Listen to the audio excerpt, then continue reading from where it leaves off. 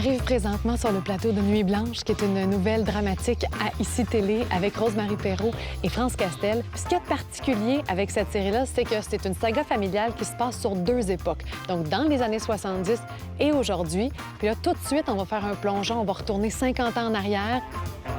Hein, ça paraît pas. Puis ça commence. Fait que c'est silence sur le plateau!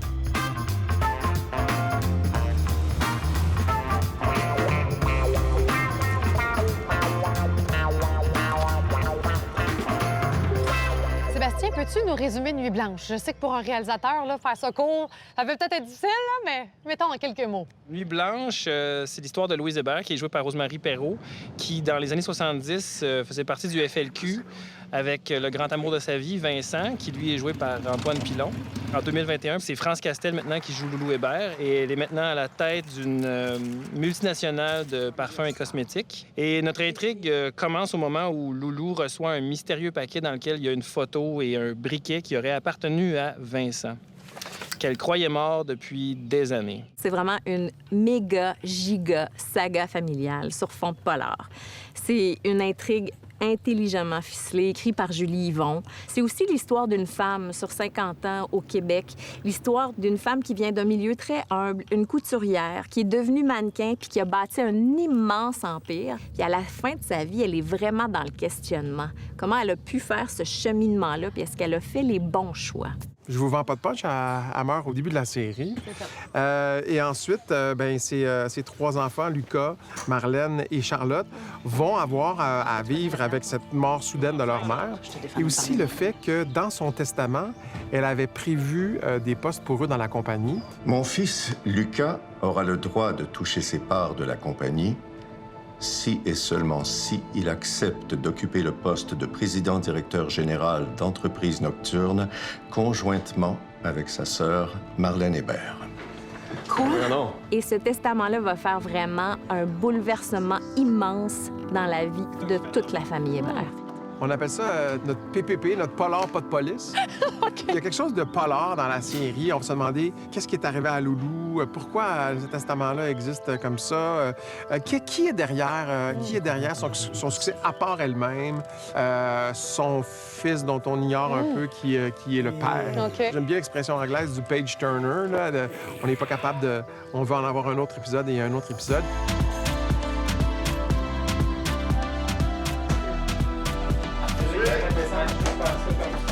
Chez ton chum. On tourne.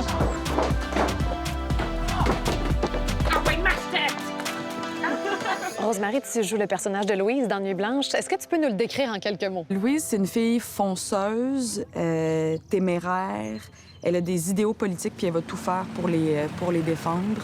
C'est une enfant de la Révolution tranquille, donc elle vient avec cette espèce de désir de changement. Elle représente la liberté, je pense, puis l'indépendance. Puis elle est très loyale et protectrice des gens qu'elle aime. Ça te dérange pas que j'aille plus en avant? Non. Quand elle descend, je m'en vais.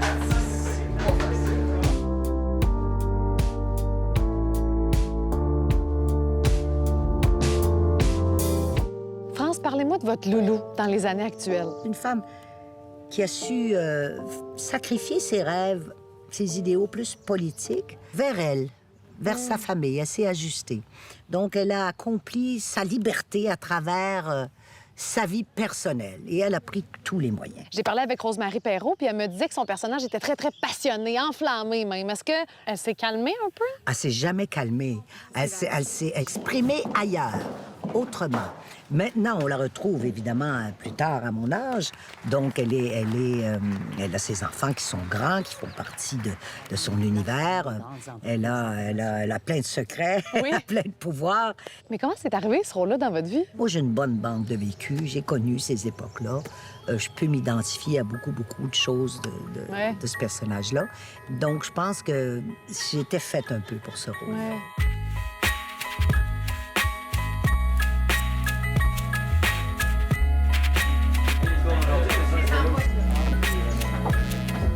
Vincent, c'est un gars très engagé, passionnel, passionné, en fait, de tout ce qui l'entoure puis de tout, ce qui met la main à, là. C'est-à-dire, c'est ça, c'est un felkiste très engagé. Politisé. Oui, politisé. Enflammé, même, je dirais. Ouais, exact. Et qui voudra, par la force des choses, entraîner son entourage proche, dans ses idées et dans sa passion puis dans sa vision du Québec.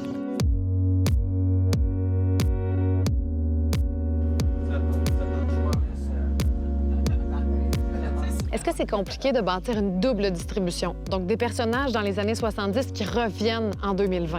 On est parti de Loulou, qui est France Castel. Ensuite, on est allé chercher plus jeune en 1970, qui pouvait avoir la même physionomie que France Castel. On a trouvé Rose-Marie Perreault. C'est important de se battre quand on croit quelque chose. Tu partages un personnage avec France Castel. Est-ce que c'est compliqué? Est-ce que vous avez dû arrimer votre vision de Louise? On avait fait une lecture, tout le monde ensemble. France était là, puis on avait discuté notre vision du personnage. Puis je pense qu'on voyait exactement la même chose. On en avait discuté avec Sébastien Gagné, le réalisateur aussi. Puis je sentais qu'on voulait l'amener à la même place. Moi, je me suis personnellement un peu inspirée aussi de l'énergie de France pour construire une Louise qui est un peu à l'image de France, là, énergique, optimiste, vive. C'est le fun de vous avoir côte à côte, tu sais, pour ceux qui vont regarder la série après. Mais Oui, les deux personnages se rencontrent. Alors, nous sommes l'une et l'autre. Mais on n'est pas le même âge. Puis moi, je suis de cette époque. Oui, c'est ça, vous l'avez vécu. Elle, comme actrice, elle vit cette époque-là. Ouais. Alors, c'est intéressant de le passer aussi aux spectateurs. Elle m'a parlé du fait que c'est des années qu'elle a déjà vécues personnellement. Donc, d'avoir un petit peu son point de vue, ses souvenirs, j'en ai eu accès que brièvement, mais je sentais que c'était nourrissant puis que ça venait consolider un peu l'image que je m'étais fait de toute cette histoire-là. Rose-Marie, c'est vraiment pour moi un honneur là, de dire on joue le même personnage. D'abord, je trouve que j'étais pas mal belle. Et puis non, c'est formidable. Est-ce qu'il y a des difficultés, par exemple, à partager un personnage? Je nous regardais parler, puis on avait quelque chose de semblable, dans le sourire, dans l'énergie. Et évidemment, c'est pas... on n'a pas à être exactement identique. Bon, on a les yeux bleus, on est blonde. Oui, j'ai été mince comme ça, oui.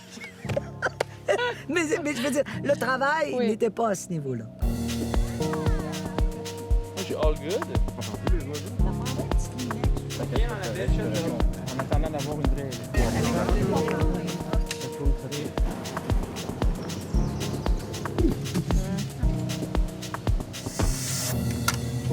Bon, là, l'équipe est en pause, fait qu'on va en profiter, on va aller scéner. On nous a permis d'aller voir dans la maison de quoi ça a l'air. Mais vous allez... Oh! C'est vraiment très, très hot. Ça a conservé vraiment le cachet, là. Regardez, les années 70, le luminaire, le cendrier, le vieux cendrier, il y a même des cigarettes dedans. Un vieux journal. J'adore la déco. Puis en plus, on nous disait que c'était très difficile de trouver des maisons, en fait, qui avaient gardé le cachet de ces années-là. Parce qu'aujourd'hui, tout le monde rénove. Donc là, ils ont trouvé un petit bijou. Ils ont rajouté du macramé, hein, très 70s. La télé, la vieille télé. J'ai le goût d'aller craquer un poste.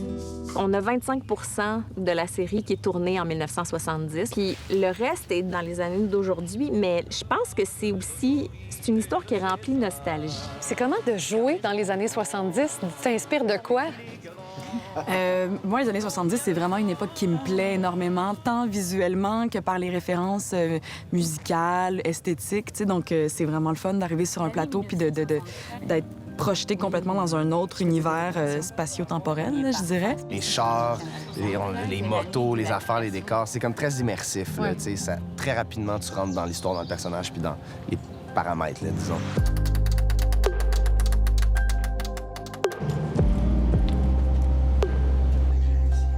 Les plus jeunes, sans nommer de nom, les plus jeunes sont pas tous au fait de ces événements-là. Fait qu'il y a quelque chose de le fun avec le show, qui a comme une espèce de, on va dire, un devoir de mémoire ou un certain devoir didactique. Tout était possible. Et pour moi, c'était l'affranchissement non seulement de nous, les Québécois, mais des femmes, des mères, les culpabilités, la religion.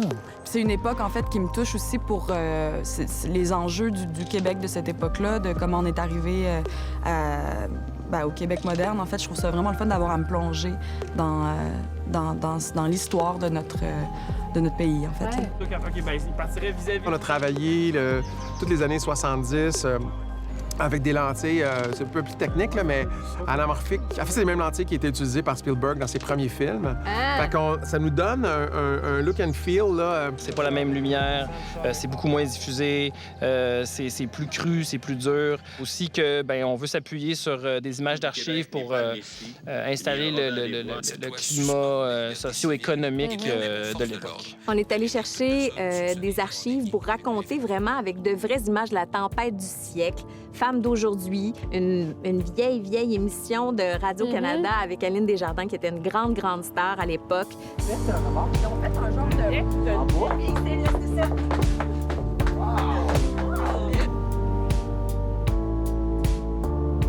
Est-ce qu'il y a un moment dans le tournage qui vous a marqué? Ben, ça va être mardi. C'est quand je vais mourir.